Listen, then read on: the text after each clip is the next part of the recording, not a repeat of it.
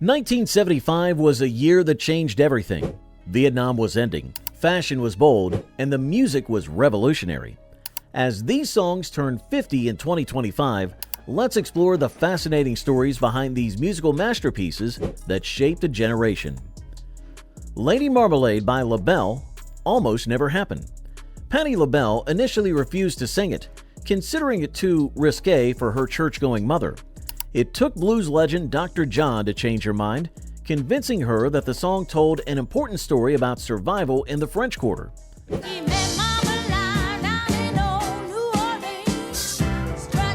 The recording sessions with the Meters were so tense that they had to stop several times due to heated arguments over arrangements.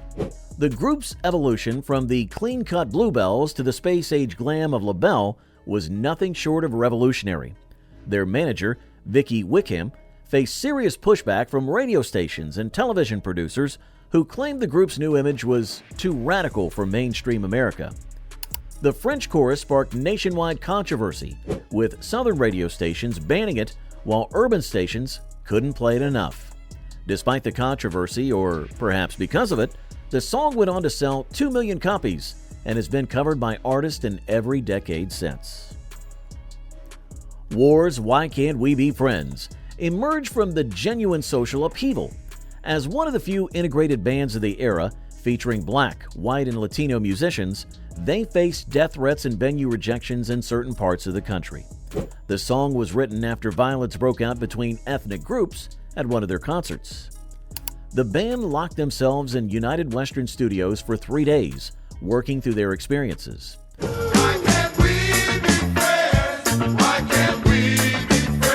Producer Jerry Goldstein initially fought against the simple, direct lyrics, wanting something more poetic. However, the band stood firm, believing that the message needed to be straightforward in such complicated times. Each member contributed personal stories of discrimination to the lyrics, making it a truly collaborative effort.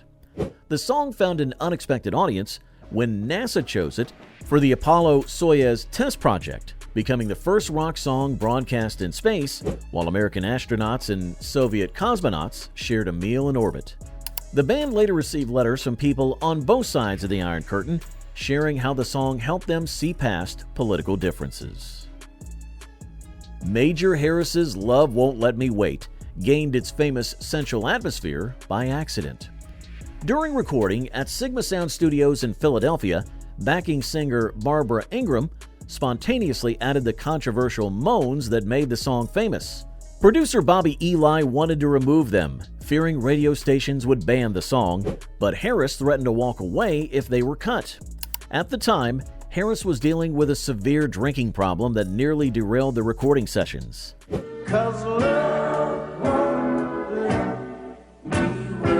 His unique approach to capturing the perfect vocal take involved recording in complete darkness, with only a small red light on the microphone. The studio had to cover all windows and warning lights with black tape. This led to an accident where a trumpet player walked into a wall, but the technique became so popular that other Philadelphia international artists began requesting the same setup for their ballad recordings. The controversy around the song's sensual nature helped it climb the charts, though several radio stations did ban it or played edited versions. Hey friends, if we're bringing back some fond memories, reliving songs you forgot or you don't remember, please be sure to like this video, subscribe to the channel, and hit that notification bell so you never miss another video. Please don't forget to share your favorite memories in the comments. After all, you're why we put these videos out, and we appreciate you. Stevie Wonder's Boogie on a Reggae Woman showcased his innovative spirit during what many consider his most innovative period. By 1974, Wonder had achieved something unprecedented at Motown Records: complete artistic control. This freedom came at a price, though, as Berry Gordy Jr., Motown's founder, initially refused to release the song, believing the fusion of funk and reggae would alienate Wonder's core audience.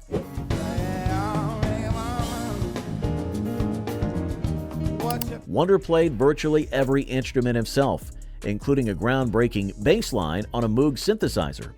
The early synthesizers were notoriously unreliable, and during one session, a power surge nearly destroyed the master tape. Engineer John Mills saved it but suffered electrical burns, leading Motown to completely overhaul their studio's electrical system. This song's unique rhythm was inspired by a 3-day jam session Wonder had with Bob Marley in London. No recordings exist of their collaboration, but those present described it as musical magic. Wonder recorded 36 different takes until he captured the exact groove from that London session. Freddy Fender's Wasted Days and Wasted Nights carries a remarkable story of redemption. Born Montemar Huerta, Fender served time in Angola prison in the 1960s for marijuana possession, effectively ending his first shot at stardom. After his release, he worked as a mechanic in Texas, playing small bars on weekends while rebuilding his life. The music industry had written him off completely, considering him too controversial to promote. During the 1975 recording sessions, he kept his auto repair shop open, driving 4 hours to the studio in Houston, recording all day, then returning to work on cars. He kept his tools in the studio, often tinkering with the broken air conditioner between takes.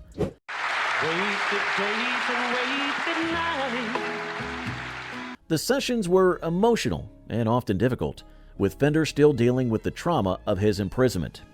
He would sometimes break down during recording, and these raw moments made it into the final version, though many listeners assumed they were stylistic choices. When asked why he didn't take a break from mechanic work, he replied, "Music might feed my soul, but fixing cars feeds my family." This song went on to top both country and pop charts, proving his doubters wrong. Helen Reddy's Angie Baby revealed a deeply personal story beneath its mysterious surface. Following the massive success of I Am Woman, Reddy was under intense pressure to maintain her position as the voice of female empowerment.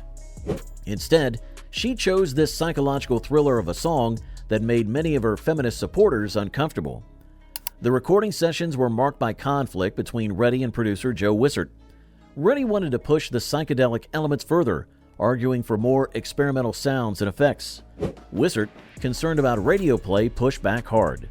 The tension became so severe that Capitol Records executives had to intervene. You're a little touch, you know, Angie baby. The compromise they reached resulted in the song's unique atmospheric quality, but it permanently damaged Reddy's relationship with her producer. The song's writer, Alan O'Day, kept a secret about the song's origins for many years. In 2010, he finally revealed that the character was based on his sister, who struggled with mental illness.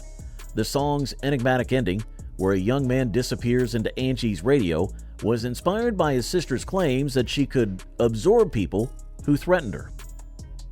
Hey friends, your experiences are part of music history too. Hit that subscribe button and share this video with friends who might remember these forgotten gems. And don't forget to share your own memories while you're here as well. The Isley Brothers Fight the Power emerged amid intense scrutiny and conflict. The band was under FBI and IRS investigation during recording, investigations they believed were politically motivated due to their increasingly confrontational lyrics. Their studio was mysteriously broken into multiple times during the recording, with only the tapes being targeted. The brothers fought amongst themselves about how direct the lyrics should be, with younger members pushing for more aggressive statements while the older brothers worried about radio censorship.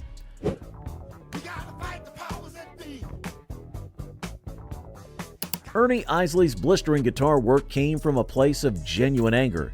He had recently been roughed up by police in a case of mistaken identity.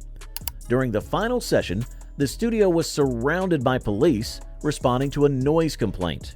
The band refused to stop recording, and civil rights leaders showed up to support them.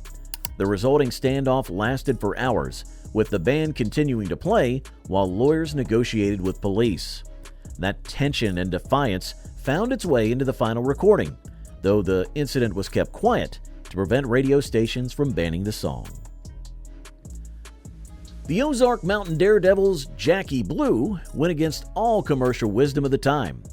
The band was fighting against their record label's attempts to market them as simple Southern rock, leading to threats from their management who worried they were committing commercial suicide. The dreamlike quality was achieved through extensive experimentation with tape speeds and early synthesizers, much to their label's horror.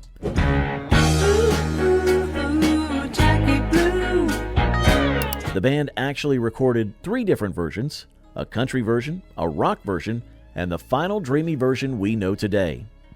The president of their record label reportedly threw the master tape across the room when he first heard it, declaring it would end their career.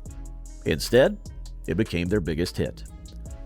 The real Jackie Blue was a free-spirited woman who attended their shows in Springfield, Missouri, wearing 1950s prom dresses with combat boots.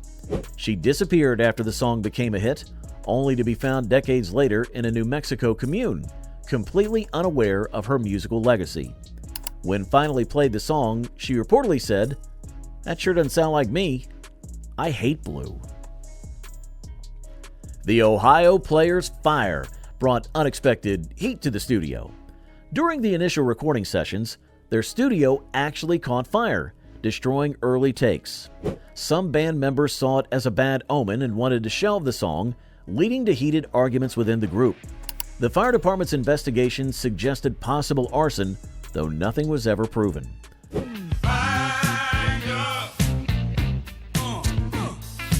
The song's famous opening siren caused legal troubles when they recorded an actual Dayton fire engine without permission.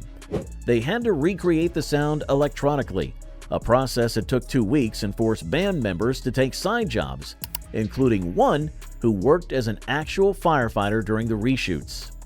The song has an unexpected connection to the world of sports. The Portland Trail Blazers basketball team adopted it as their entrance music in 1976, leading to a surge in the song's popularity in the Pacific Northwest. The band later revealed that the song's driving rhythm was actually inspired by the sound of a basketball being dribbled, a rhythm they discovered while playing pickup games between recording sessions. Pilot's magic came together through a series of fortunate accidents and determined innovation. The Scottish band formed from the ashes of the Bay City Rollers, where members David Paton and Billy Lyle decided they wanted to create something more progressive than their former band's bubblegum pop sound. This decision came at a heavy cost. They were blacklisted by much of the British music industry and struggled to get recording time in major studios. The band fought their record label over the use of synthesizers, which were still considered risky for mainstream pop songs. Ho, ho, ho, it's magic, you know. The famous "Ho, ho, ho, it's magic" opening line happened when singer David Paton cleared his throat during recording due to a cold.